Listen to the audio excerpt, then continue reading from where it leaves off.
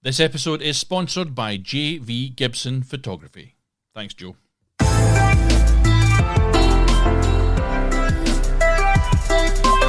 Hello, and welcome back to Film Pro Productivity and Success, the podcast that helps film pros and other creative people, all creative people, let's face it, to live a more focused, effective, and happy life. My name is Carter Ferguson, and this is episode 145. It's the spotlight effect. You wouldn't worry so much about what others think of you if you realised how seldom they do. Eleanor Roosevelt, unquote. In last week's show, I discussed Occam's razor, a problem-solving and reasoning principle that suggests that the simplest explanation or solution is often the most likely to be correct. And it's another important productivity concept, another high-level thinking concept and critical thinking concept that is well worth a listen if you have a few minutes to spare. It's only about 10 minutes long, that episode. And remember, folks, if you are listening on a podcast app and you subscribe, these shows will automatically appear in your app whenever they are released. I don't know why I'm going on to that now. I think it's because I've never really pushed it before. I also think, and I will check this, I think that if you listen on the website, filmproproductivity.com, the official website, and you sign up for updates, you get updated every time it goes on there as well. So if you don't want a podcast app for whatever crazy reason, you can always listen to it here. And as another aside, and I will go on to the episode in a second, if you listen to it on Spreaker, you will always hear it first because that is my podcast host. Okay, so today I'm talking about something you're probably already aware of. It's called the spotlight effect. You might not know the name of it, but you'll recognise it when I talk to you a little bit more. Have you ever felt more anxious or self-conscious when you're giving a presentation or speaking in front of a group of people? Have you ever believed that every small mistake or nervous gesture that you make is highly noticeable to your audience? Have you?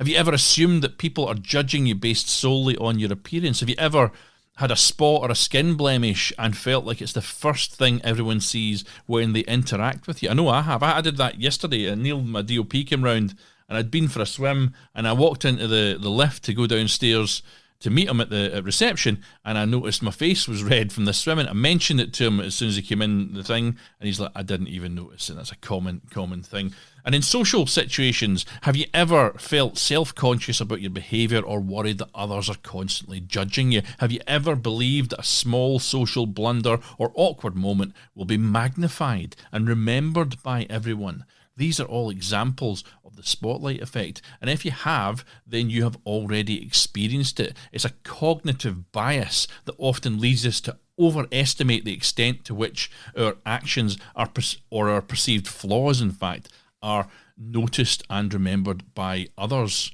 And as Eleanor Roosevelt pointed out in the opening quote, the chances are that nobody noticed or cared about the things that have caused you anxiety and dread.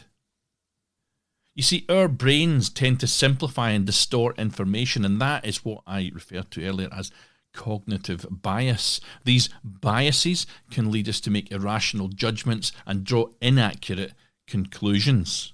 They stem from things like our limited attention or our past experiences, social influences, and emotional responses. But by understanding them and recognizing that cognitive biases exist, we can strive to mitigate their effects and make more effective and rational choices. The spotlight effect is a cognitive bias that refers to the tendency of individuals to believe that others are paying far more attention to them than they actually are. It involves an overestimation of how much others notice and remember things about our appearance, our behaviour, or our performance in social situations. And just to help you along with this one, here are a few more examples. Imagine that you've got a small stain on your shirt and you're feeling self-conscious about it. You might believe that everyone around you is fixated on the stain and judging you because of it. But in reality, the people around you might not even notice you've got a stain or pay much attention to it, even if they did.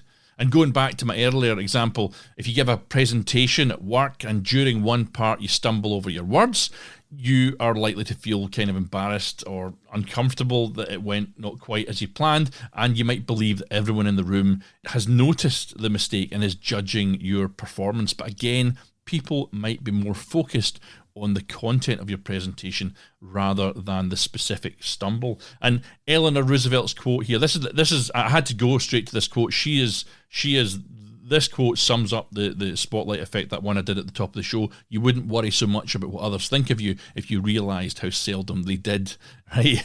Or how seldom they do, I think is actually what she said. But that highlights the essence of the spotlight effect for me. It suggests that people's attention is really more often preoccupied with their own concerns, and that they pay less attention to your actions or appearance than you might assume. And in this respect, it goes hand in hand with episode 138 that I did at the start of the season. I think it might have been Malice or Incompetence. And that, by the way, is a lovely wee episode if you've not listened to it yet. I'm just looking up at my board. Hold on. No, I started the season with Limiting Mind Viruses. That was episode 2 of this season. But do go and check it out. It's a good show. Episode 138, Malice or Incompetence. And here's another relevant quote on this from Tom Hodgkinson. Self-importance is a trap, because the moment we start to think that we actually matter is the moment when things start to go wrong. The truth is that you are supremely unimportant and nothing matters. All man's striving is for nothing. All effort is wasted. To realise that everything is meaningless is tremendously liberating, since it then leaves us completely free to create our own lives and ignore the plans that others have for us. Tom Hodgkinson, as I say, unquote. And I am sorry to say, folks, that you are not the centre of the universe. We simply tend to overestimate our own importance or how much others notice us, and the spotlight effect can lead to a self-centred perspective. But in reality, people are generally more focused on themselves and their own lives than they will ever be on you and yours.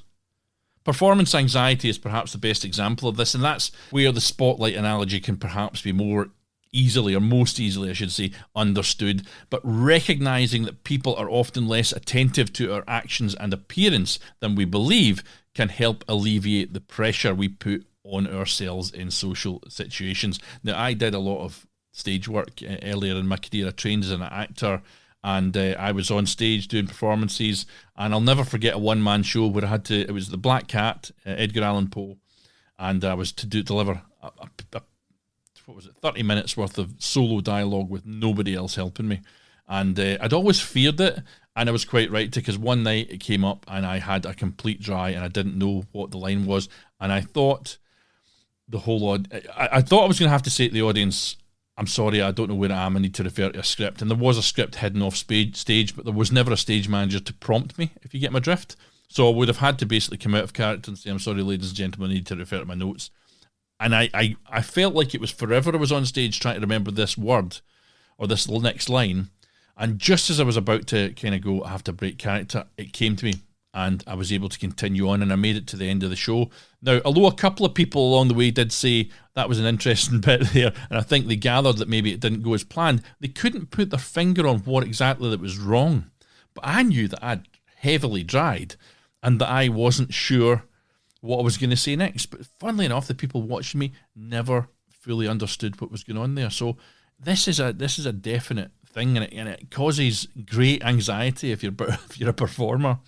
Anyway, here's another quote from Julia Stiles.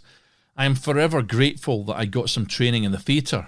It reduces performance anxiety, unquote. And I'm planning an episode. I'm going to wrap it up here. I'm planning an episode on ChatGPT sometime soon. Other people are doing it, so I will do it, but I need to use it a little bit first. So I asked it, ChatGPT, to come up with a clever way to sum up this episode about the spotlight effect, and it came up with this. So I'm going to give you now some words which were AI presented to me, just to see how it goes. I'm just playing with it. I'm not doing much more than that. But AI came up with this as an ending. Don't be the director of your own one-person show. Remember that the audience is too busy starring in their own dramas to ever notice every detail of yours. Annoyingly, it's quite good, isn't it? It's quite a good line, and that was AI. Don't be the director of your own one-person show. Remember that the audience is far too busy starring in their own dramas to notice every detail of yours. Yep, ChatGPT, it's coming, folks, but it's a good way to sum up this episode on the spotlight effect. And that is where I'll leave it. Hopefully you found something useful in this. It's food for thought, if nothing else. In next week's show, I'm going to be taking a look at Cal Newport's influential system of deep work. It's something I've planned to do for a long time. It's quite a big subject matter, so I had to take a run up to this one, but I do hope to see you there. And if you're enjoying the show, please let me know on social media if you like, but please, please, please, most importantly, go on to Apple Podcasts and please leave me a review there. It would be greatly appreciated. If you're not on Apple and you're listening on an Android, you can go on to the Facebook group at Film Pro Productivity and please leave a review there. There's a review section on the Facebook page. If you felt like it, you could always screen grab your phone while you're listening to it and upload it onto social media. There's no harm in that. Why not give it a go? But anyway, I'm good off on one. That's your call to action. Give us a little bit of support. Have a think about the spotlight effect. And let me end just now with a quote from Earl Wilson, who said, he's got a different take on all this. He said, "If you think nobody cares if you're alive, try missing a couple of car payments." Now take control of your own destiny. Keep on shooting, my friends. And join me, please join me, next time on Film Pro Productivity and Success. The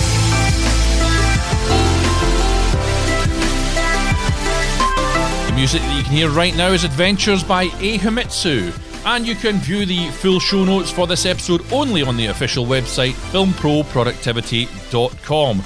Also, please follow my personal accounts on Twitter and Instagram and Threads as it happens at fight_director, or follow the official accounts on Twitter at FilmProPodPod or on Facebook at FilmProProductivity. Please, folks, continue to support the show by subscribing, spreading the word, and please do leave an awesome review.